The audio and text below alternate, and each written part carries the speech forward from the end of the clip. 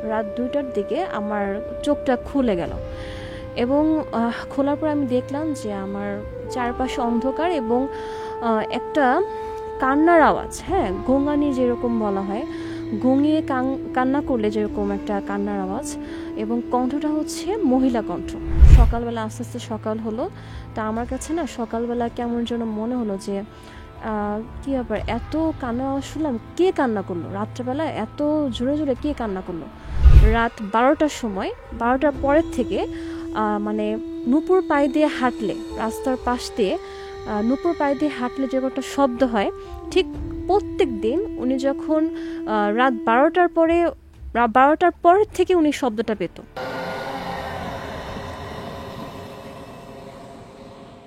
এটা প্রায় ৪-৫ বছর আগের ঘটনা। তো এটা হচ্ছে আমাদের দেশের বাড়িতে ঘটে যাওয়া। তো আমরা তখন আজ থেকে ৪ বছর আগে আমার দাদু অনেক অসুস্থ ছিল, হ্যাঁ। তো আমার দাদুকে দেখতে যাওয়ার জন্য আমরা সবাই মিলে গ্রামের বাড়িতে যাই। তো যাওয়ার পরে তো সেখানে বিকাল টাইমে আমরা পৌঁছাই সেখানে দেশে।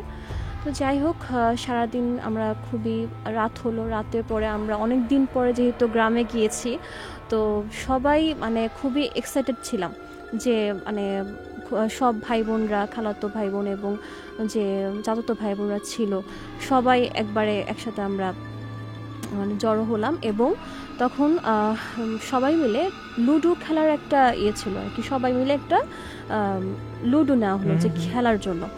তো যাই হোক, লুডো খেলতে খেলতে প্রায় ৮টা বেজে যায়, হ্যাঁ ৮টা বেজে যায়। তো যাই হোক, তো এর মধ্যে আমার এত ঘুম পেল যে জার্নি করা হলো, মানে সারাদিন জার্নির একটা ধকল ছিল। তো এত ঘুম পেল যে আমি ৮টার মধ্যে আমি জাস্ট মানে ঘুমিয়ে পড়লাম কেমন যেন, মানে এই টাইমে আমি ঘুমাই না কখনো, কিন্তু সেই দিন এতটা ক্লান্ত লাগছিল এবং মানে ঘুম আসছিল। মানে আমি ৮টার দিকে, আমার মনে আছে ৮টার দিকে ওনারা লুডো খেলছিল, কিন্তু আমি জাস্ট একটু মানে ওনার সাথে সঙ্গ দিয়ে আমি মানে ঘুম চলে আসছে এবং ঘুমিয়ে গিয়েছিলাম।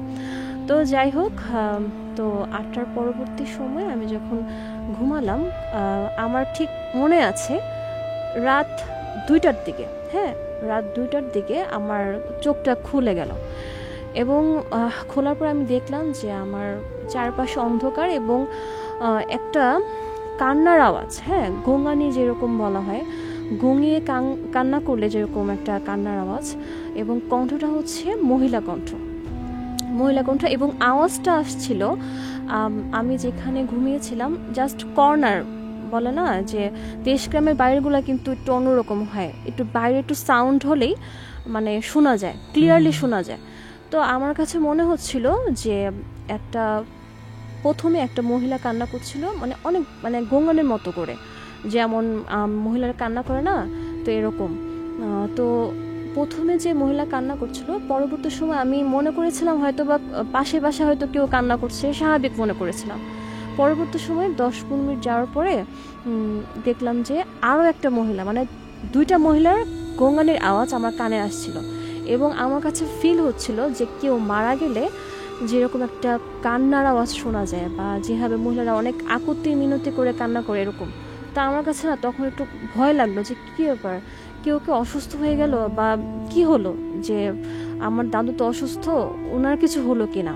কারণ আমি যেখানে ঘুমিয়েছিলাম সেটা হচ্ছে আমার চাচাতো বোনের একটা মানে বাড়িতে, পাশে ছিল আমার দাদুর যে রুমটা, সেটা দাদুদের যে আলাদা করে একটা রুম ছিল, বাসা ছিল। তো আমার একটু ভয় লাগলো যে ২টার সময় এত মানে মানে কান্না হচ্ছে, কেউ কি মারা গেল বা কিছু একটা হলো কিনা। তো কতক্ষণ যাওয়ার পরে আমি দেখলাম প্রায় অনেকক্ষণ, প্রায় ২০-১৫ মিনিট আমার মানে কানের শব্দটা আসছিল, গোঙানির একটা আওয়াজ। তো তারপরে আমার মনে হলো যে অনেক জোরে বৃষ্টি হলে, মানে এমন জোরে বৃষ্টি হয়েছে, আর ওই যে ২টা মহিলার কান্নার আওয়াজ আমার কানের কাছে আসছিল, সেই দুইটা মহিলার কান্নার আওয়াজ আস্তে আস্তে করে কেমন যেন মিলিয়ে যাচ্ছিল, মানে কমে যাচ্ছিল। যদি কোনো বাড়ি থেকে সাউন্ডটা আসতো তাহলে কিন্তু কান্নার আওয়াজটা থাকতো। বৃষ্টি হলে কি হয়েছে, বৃষ্টির পরবর্তী সময় কিন্তু কান্নার আওয়াজটা আমি শুনতে পেতাম, কিন্তু আমার কাছে মনে হচ্ছিল যে কান্নার আওয়াজটা আস্তে আস্তে কমে যাচ্ছে, মনে হচ্ছিলো যে কেউ কান্না করে করে হেঁটে গেলে যেরকম একটা আস্তে আস্তে সাউন্ডটা কমে আসে, সেরকম মনে হচ্ছিল। তো যাই হোক, পরবর্তী সময় অনেক বৃষ্টি হচ্ছিল, এত বৃষ্টি। তো যাই হোক, সকালবেলা আস্তে আস্তে সকাল হলো। তা আমার কাছে না সকালবেলা কেমন যেন মনে হলো যে কী ব্যাপার, এত কান্না আওয়াজ শুনলাম, কে কান্না করলো রাত্রেবেলা, এত জোরে জোরে কে কান্না করলো।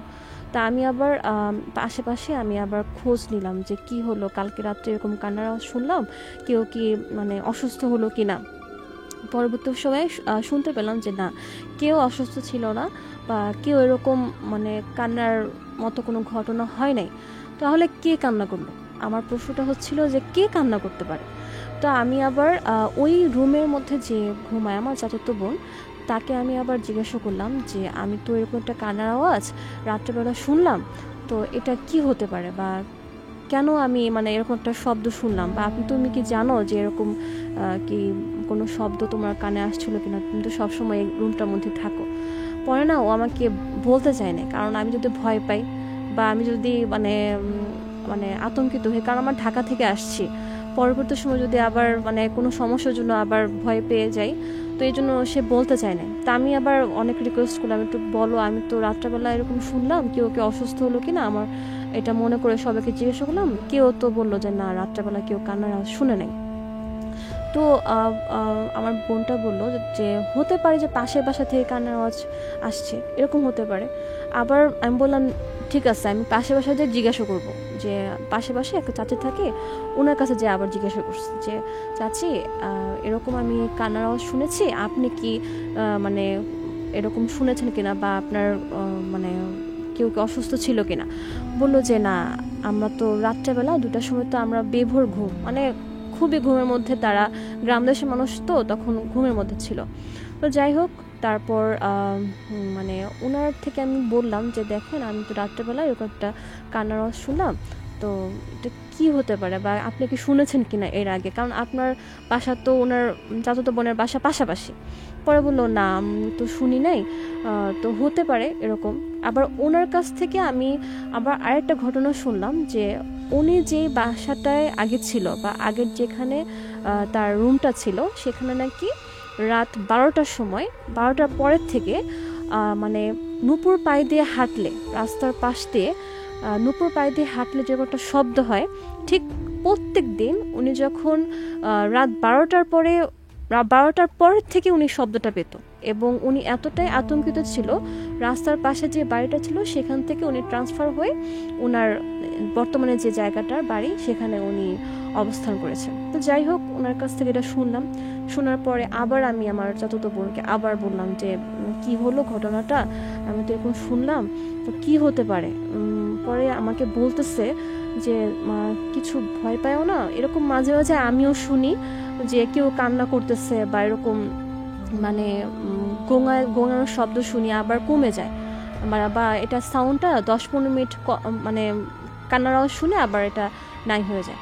তো যাই হোক, পরবর্তী সময় আমি যখন এটা মানে আশেপাশে আরও কয়েকজনকে জিজ্ঞাসা করলাম, পরবর্তী সময় আমি জানতে পারলাম যে আমাদের গ্রামে 2টা অপমৃত্যু হয়েছে, এবং মৃত্যুটা হচ্ছে একজন মেয়ে, সে হচ্ছে বিষ খেয়ে মারা গিয়েছিল, তার মানে খুবই ডিপ্রেশনের কারণে সে বিষ খেয়ে মারা গিয়েছিল, এটা হচ্ছে একটা অপমৃত্যু। আর একজন মারা গিয়েছিল হচ্ছে মানে সেও ইয়াং বয়সের, সেও আর কি গলায় দড়ি দিয়ে মারা গিয়েছিল। তো 2টা অপমৃত্যুর কবর হচ্ছে মানে আমাদের সেই বাড়িটা থেকে কাছাকাছি। তো যাই হোক, এটা হতে পারে যে অপমৃত্যুর কারণে 2টা মানে মেয়ের কান্না আমি শুনতে পাই, এরকমটা আমার মনে হলো, বা আমি যখন সবার সাথে আলোচনা করলাম তখন আমার এটা কাছে রিয়েলাইজেশন আসলো যে হয়তোবা এই অপমৃত্যুগুলোর কারণেই সে আত্মাগুলোই হয়তোবা এখনও মানে কান্না করে হয়তোবা যায়। কারণ আমি এটার কে কান্না করছিল এটা কেউই মানে